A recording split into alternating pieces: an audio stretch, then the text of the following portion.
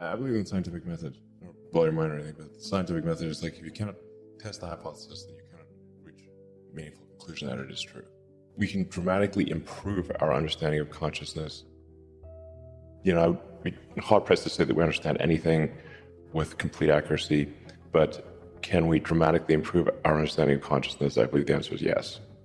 But it's different. There's the scientific method, which I very much believe in, where something is true to the degree that it is testably so, and otherwise you're really just talking about preferences or untestable beliefs or that kind of thing. So it ends up being somewhat of a semantic question where we are conflating a lot of things with the word intelligence. If we parse them out and say, are we headed towards a future where an AI will be able to outthink us in every way? Then the answer is unequivocally yes. I mean, to me, in terms of what consciousness feels like, it feels like consciousness is in a different dimension. But this could be just an illusion. If you damage your brain in some way physically, you damage your consciousness, which implies that consciousness is a physical phenomenon. The thing is that I think are really quite likely is that digital intelligence will be able to outthink us in every way, and it will soon be able to simulate what we consider consciousness. So to a degree that you would not be able to tell the difference. If you can't tell the difference, and this is sort of the Turing test, but think of a more sort of advanced version of the Turing test. If you're talking to a digital superintelligence and can't tell if that is a computer or a human, like let's say you're just having a conversation over a phone or only on becoming a video conference or something where you think you're talking, looks like a person, makes all of the right inflections and movements and all the small subtleties that constitute a human, and talks like a human, makes mistakes like a human, and you literally just can't tell, are you video conferencing with a person or an AI? I think there's a tremendous amount of investment going on in AI. Where there's a lack of investment is in AI safety, and there should be, in my view, a government agency that oversees anything related to AI to confirm that it does not represent a public safety risk. Just as there is a regulatory authority there's like the Food and Drug Administration, there's NHTSA for automotive safety, there's the FAA for aircraft safety. We're generally come to the conclusion that it is important to have a government referee or a referee that is serving the public interest in ensuring that things are safe when there's a potential danger to the public. I would argue that AI is unequivocally something that has potential to be dangerous to the public, and therefore should have a regulatory agency, just as other things that are dangerous to the public have a regulatory agency. But let me tell you, the problem with this is that the government moves very slowly, and usually the way a regulatory agency comes into being is that something terrible happens. There's a huge public outcry, and years after that, there's a regulatory agency or a rule put in place. Take something like seatbelts. It was known for, I don't know, a decade or more that seatbelts would have a massive impact on safety and save so many lives and serious injuries. And the car industry fought the requirement to put seatbelts in tooth and nail.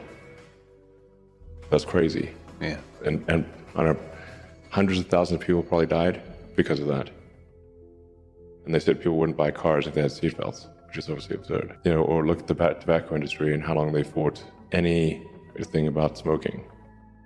That's part of why I helped make that movie, Thank You for Smoking. You can sort of see just how pernicious it can be when you have these companies that effectively achieve regulatory capture of government. The bad. People in the AI community refer to the advent of digital superintelligence as a singularity. That is not to say that it is good or bad, but that it is very difficult to predict what will happen after that point, and that there's some probability it will be bad, some probability it will be good. We obviously want to affect that probability and have it be more good than bad. Yeah, I think the work in Neuralink will definitely shed a lot of insight into how the brain and the mind works. Right now, just the data we have regarding how the brain works is very limited. We've got fMRI, which is that's kind of like putting a stethoscope on the outside of a factory wall and then putting it like all over the factory wall, and you can sort of hear the sounds, but you don't know what the machines are doing really.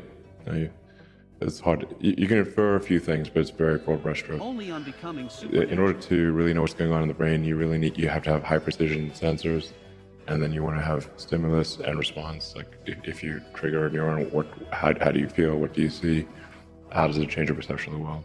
Being able to have high precision sensors that tell you what individual neurons are doing, and then being able to trigger the neuron and see what the response is in the brain, so you can see the consequences of if you fire this neuron, what happens, how do you feel, what does it change. It'll be really profound to have this in people, because people can articulate their change, like if there's a change in mood, or if they can tell you if they can see better or hear better, or be able to form sentences better or worse, or that memories are jogged, or that kind of thing. So it will be the machine that adapts to the brain. That's the only thing that's possible. The brain can't adapt that well to the machine. You can't have neurons start to regard an electrode as like another neuron, because like neurons there's like the pulse, and so something else is pulsing. So there is that elasticity in the interface, which we believe is something that can happen.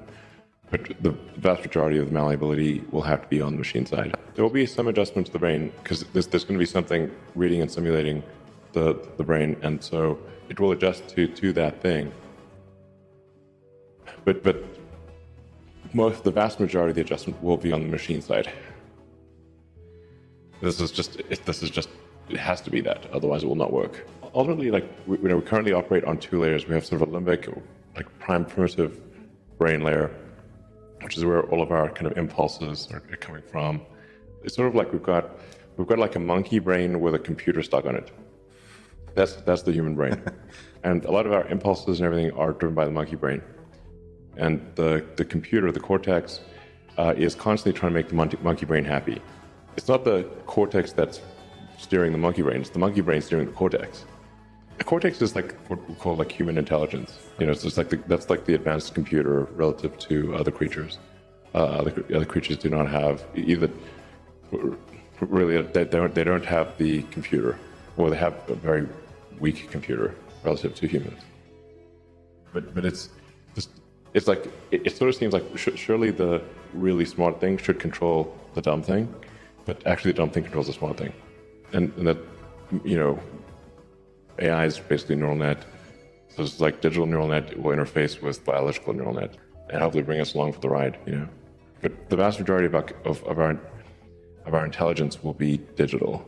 Think of like the difference in intelligence between the cortex and your limbic system is gigantic. Your limbic system really has no comprehension of what the hell the cortex is doing.